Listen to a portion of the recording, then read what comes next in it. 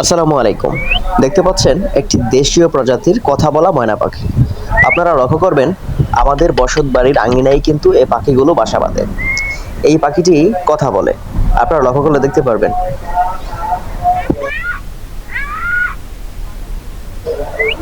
দেশীয় এই পাখিটির মালিক রাফসান, যার কারণে পাখিটি একটু পরপর রাফসানকে নাম ধরে ডাকছেন।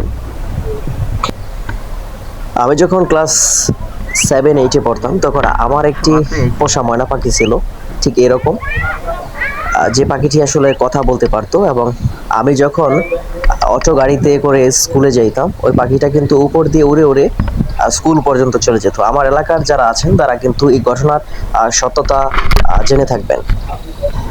এই পাখিগুলো নানা রকমের শীষ এবং দুই একটা শব্দ উচ্চারণ করতে পারে। এই পাখিটিও আসলে তার মালিক রাফসানকে একটু পর পর ডাকে। আপনারা যদি লক্ষ্য করেন তাহলে দেখতে পারবেন।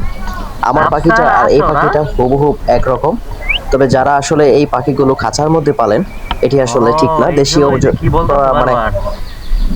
মানে দেশীয় সকল প্রকার পাখি লালন পালন এবং ক্রয় বিক্রি কিন্তু আমাদের দেশীয় আইনে নিষিদ্ধ।